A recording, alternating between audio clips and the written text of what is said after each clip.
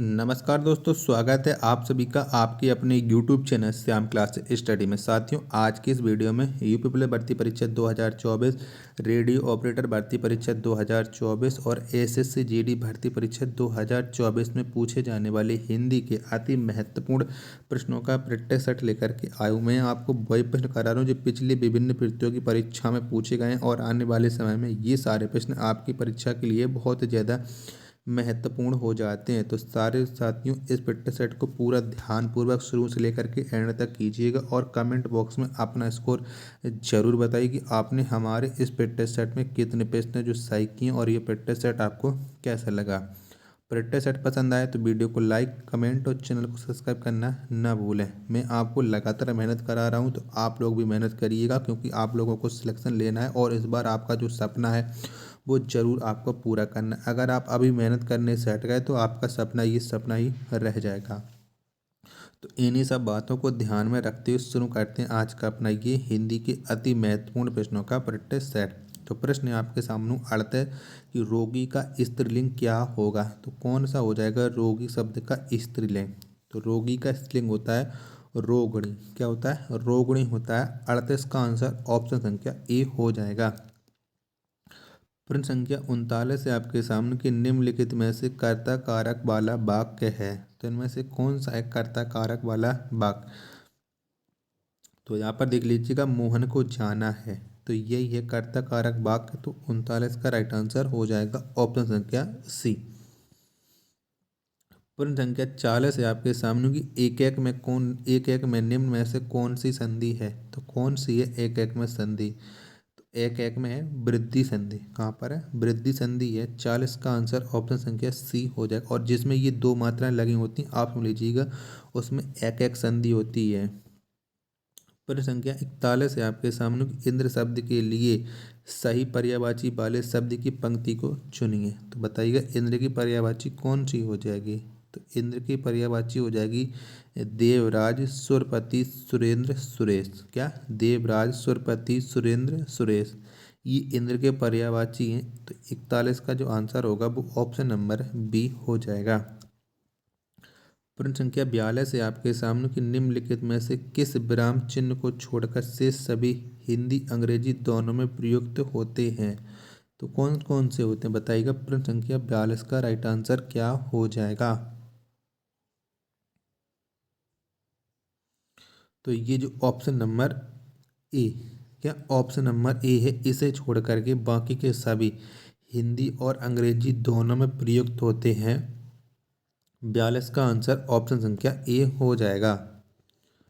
प्रश्न संख्या 43 है आपके सामने कि उस विकल्प का चयन करें जो दी गई लोकोक्ति का सही अर्थ है। आँख का अंधा गांठ का पूरा। क्या? आँख का अंधा गांठ का पूरा इस लोकोक्ति के अर्थ हो जाएगा। तो मूर्ख धनी। 43 का आंसर ऑप्शन संख्या बी हो जाएगा। प्रश्न संख्या 44 है आपके सामने कामता प्रसाद गुरु को हिंदी का पाणिनि कहा जाता है। यहाँ पाणिनि किस प्रकार की संज्ञा है। तो पाणिनि कैसी संज्ञा है। तो पाणिनि ये एक है जातिवाचक संज्ञा। क्या है? पाणिनि एक जातिवाचक संज्ञा है। 44 का आंसर ऑप्शन संख्या डी स्प्रिंग्स का राइट आंसर हो जाएगा। प्रश्न संख्या 45 है आपके सामने कि अति उपसर्ग से बना शब्द निम्न में से कौन सा है। तो कौन सा में अति उपसर्ग लगा है ये आपको बताना है। तो आप जानते हैं कि अत्यंत ये शब्द बनता है अति प्लस अंत से। किससे बनता है? अति प्लस अंत से। तो इसी में हो जाएगा अति उपसर्ग। 45 का राइट आंसर ऑप्शन संख्या बी हो जाएगा। प्रश्न संख्या 46 है आपके सामने कि निम्न में से ई प्रत्यय से निर्मित शब्द कौन सा है। तो इनमें से किस में ई प्रत्यय लगा है। ये बड़ी ई वाला। तो बताइएगा। तो जो ई प्रत्यय है ये नगरीय में लगा है। किस में? नगरीय में। और इसका जो संधि विच्छेद हम इसका विच्छेद करेंगे तो नगर करेंगे हैं। नगर प्लस ये बराबर नगरीय। तो 46 का जो राइट आंसर होगा वो ऑप्शन नंबर बी हो जाएगा। अगला प्रश्न है कि आपके सामने कि श्वेत शब्द का विलोम शब्द चुनिए। तो कौन सा हो जाएगा श्वेत शब्द का विलोम। तो आप लोग जानते हैं कि श्वेत शब्द का विलोम होता है श्याम। क्या होता है? श्याम होता है। 47 का आंसर ऑप्शन संख्या ए हो जाएगा। पूर्ण संख्या 48 आपके सामने कि कंठ से बोले जाने वाले वर्णों में शामिल नहीं है। तो इनमें से कौन सा वर्ण है जो कंठ से नहीं बोला जाता है? तो ये तालब से बोला जाता है चा। तो 48 का राइट आंसर हो जाएगा ऑप्शन संख्या ए। पूर्ण संख्या 49 है आपके सामने कि अंधे की लाठी मुहावरे का अर्थ निम्न में से कौन सा है? तो कौन सा हो जाएगा अंधे की लाठी? तो इसका जो अर्थ है वो होता है एकमात्र सहारा। क्या एकमात्र सहारा? 49 का आंसर ऑप्शन संख्या ए हो जाएगा। पूर्ण संख्या 50 है आपके सामने कि राजपुत्र में कौन सा समास है? तो कौन सा समास है राजपुत्र में? तो राजपुत्र में है तत्पुरुष समास। कौन सा है? तत्पुरुष समास है। 50 का राइट आंसर ऑप्शन संख्या ए हो जाएगा। अगला प्रश्न पूर्ण संख्या 51 है आपके सामने कि निम्नलिखित में से कौन सा शब्द तत्सम नहीं है? तो इनमें से कौन सा शब्द है जो तत्सम नहीं है? तो शोभन। शोभन ये तत्सम नहीं, ये तद्भव शब्द है। तो 51 का जो राइट आंसर होगा वो ऑप्शन संख्या बी हो जाएगा। पूर्ण संख्या 52 है आपके सामने कि जिसके सर पर चंद्रमा हो के लिए एक शब्द निम्नलिखित में से कौन सा हो जाएगा? तो कौन सा हो जाएगा एक शब्द? तो जिसके सर पर चंद्रमा हो इसके लिए एक शब्द होता है चंद्रशेखर। क्या होता है? चंद्रशेखर। 52 का राइट आंसर हो जाएगा ऑप्शन नंबर डी। पूर्ण संख्या 53 है आपके सामने कि संतोष पानी पीकर खेलने चला गया। इस वाक्य में रेखांकित क्रिया किस क्रिया का उदाहरण है? यानी पीकर ये कौन सी क्रिया है ये आपको बताना है। तो ये है एक पूर्वकालिक क्रिया। क्या है? एक पूर्वकालिक क्रिया है। तो 53 का राइट आंसर ऑप्शन संख्या सी हो जाएगा।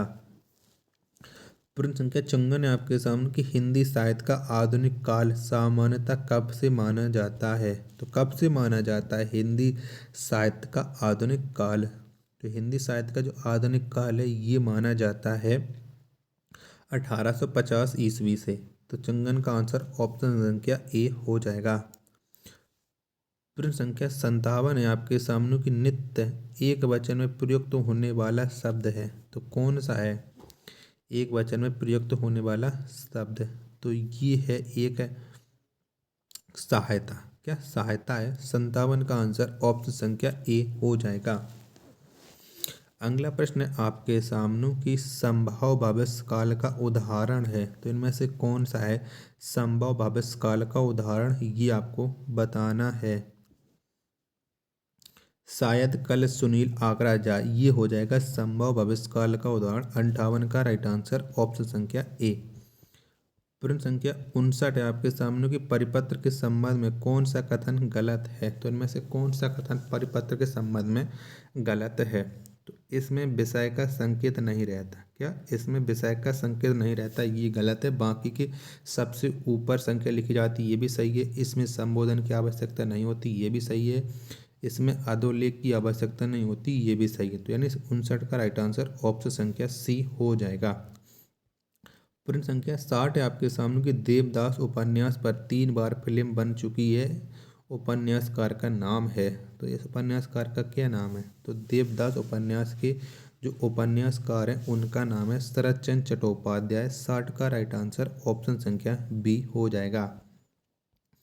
पूर्ण संख्या 61 है आपके सामने कि असंगत की पहचान करें। तो इनमें से असंगत यानी गलत कौन है, वो अलग कौन है, ये बताइएगा। तो शहद, शहद की असंगत है यानी अलग है। तो 61 का जो राइट आंसर होगा वो ऑप्शन संख्या सी हो जाएगा। पूर्ण संख्या 62 है आपके सामने कि अभी प्लस उदय की संधि विच्छेद संधि कीजिए। तो ये तो विच्छेद तो है, संधि क्या हो जाएगा? तो अभी प्लस उदय बराबर होता है अभ्युदय। क्या होता है? अभ्युदय। तो ये लिखा है ऑप्शन संख्या 62 की ए में, ये इसका राइट आंसर हो जाएगा। पूर्ण संख्या 63 है आपके सामने कि रात्रि का पर्यायवाची निम्न में से कौन सा है? तो इनमें से एक है जो रात्रि का पर्यायवाची, वो बताइए। तो निशा। क्या निशा ये रात्रि का पर्यायवाची है? 63 का आंसर ऑप्शन संख्या बी हो जाएगा। पूर्ण संख्या 64 है आपके सामने कि निकम्मा शब्द में नी उपसर्ग और मूल शब्द क्या है? तो क्या है निकम्मा शब्द में? तो नी तो उपसर्ग है। अब जो मूल शब्द है वो क्या है? तो जो मूल शब्द है वो है काम। क्या है? काम है। 64 का आंसर ऑप्शन संख्या बी हो जाएगा। प्रश्न संख्या 65 है आपके सामने की भाषा की सबसे छोटी मौलिक इकाई कहलाती है। तो क्या कहलाती है? तो भाषा की सबसे छोटी मौलिक इकाई ये ध्वनि कहलाती है। 65 का right answer option number D हो जाएगा। प्रश्न संख्या 66 है आपके सामने की लश्कर में ऊंट बदनाम का अर्थ है। तो क्या हो जाएगा? लश्कर में ऊंट बदनाम का अर्थ, तो इसका जो अर्थ है वो हो जाएगा दोष किसी का, परिणाम किसी और का। तो 66 का राइट आंसर ऑप्शन संख्या डी हो जाएगा। प्रश्न संख्या 67 है आपके सामने कि माखन चोर में कौन सा समास है? तो कौन सा है? तो माखन चोर, तो इसमें हो जाएगा तत्पुरुष समास। क्या हो जाएगा? तत्पुरुष समास। 67 का आंसर ऑप्शन संख्या ए। प्रश्न संख्या 68 है आपके सामने कि डेबरा का अर्थ है। तो क्या अर्थ हो जाएगा डेबरा शब्द का? तो डेबरा का अर्थ होता है बाएं हाथ से काम करने वाला। 68 का आंसर ऑप्शन संख्या बी। प्रश्न संख्या 69 है आपके सामने कि दिए गए विकल्पों में से विधुर का स्त्रीलिंग कौन सा है? तो कौन सा हो जाएगा विधुर का स्त्रीलिंग? तो विधुर, इसका जो अर्थ होता है स्त्रीलिंग होता है वो होता है विधवा। क्या? विधवा। ऑप्शन संख्या सी इसका राइट आंसर हो जाएगा। प्रश्न संख्या 70 है आपके सामने कि निम्नलिखित प्रश्न में 4 विकल्पों में से उस विकल्प का चयन करें जो सही संधि विच्छेद वाला विकल्प है। तो अत्यधिक का सही संधि विच्छेद क्या हो जाएगा? तो अत्यधिक का संधि विच्छेद होता है अति प्लस अधिक। क्या होता है? अति प्लस अधिक। 74 का राइट आंसर ऑप्शन संख्या बी हो जाएगा। प्रश्न संख्या 71 है आपके सामने कि निम्नलिखित में हनुमान का पर्यायवाची शब्द नहीं है। तो इनमें से एक है जो हनुमान का पर्यायवाची नहीं है। तो आप लोगों को कौन सा नहीं लग रहा है हनुमान का पर्यायवाची? तो राम भक्त है। राम भक्त ये हनुमान का पर्यायवाची नहीं है। 71 का राइट आंसर ऑप्शन संख्या सी हो जाएगा। प्रश्न संख्या 72 है आपके सामने कि निम्न में महाप्राण व्यंजन कौन सा है? तो कौन सा है महाप्राण व्यंजन, ये आपको बताना है। तो भावालु ये महाप्राण नहीं है, ये अल्प प्राण है। तो 72 का राइट आंसर ऑप्शन संख्या सी हो जाएगा। प्रश्न संख्या 73 है आपके सामने कि देवासुर शब्द में निम्न में से कौन सा समास है? तो कौन सा है? तो देवासुर, तो देवासुर में द्वंद्व समास, क्योंकि इसका जो अर्थ होगा निकलेंगे देव, देव और बीच में योजक चिन्ह आसुर, यानी आसुर का अर्थ होता है राक्षस और देव का अर्थ होता है आप समझते हैं भगवान। तो 73 का आंसर ऑप्शन संख्या ए हो जाएगा। प्रश्न संख्या 74 है आपके सामने कि आकाश में चंद्रमा चमक रहा है रेखांकित शब्द का पर्यायवाची नहीं है, यानी आकाश का इनमें से कौन सा पर्यायवाची नहीं है? तो आप जानते हैं कि आकाश का पर्यायवाची रसाल नहीं होगा, रसाल तो आम का है। तो 74 का आंसर सी हो जाएगा। प्रश्न संख्या 75 है आपके सामने कि शब्दकोश में छा का क्रम किस वर्ण के बाद आता है? तो किस वर्ण के बाद आता है? तो छा का क्रम आता है का के बाद। 75 का आंसर ऑप्शन नंबर ए। प्रश्न 76 है आपके सामने कि इनमें से किस विकल्प में एक जातीय शब्द युग्म आते हैं? तो कौन से विकल्प में आते हैं?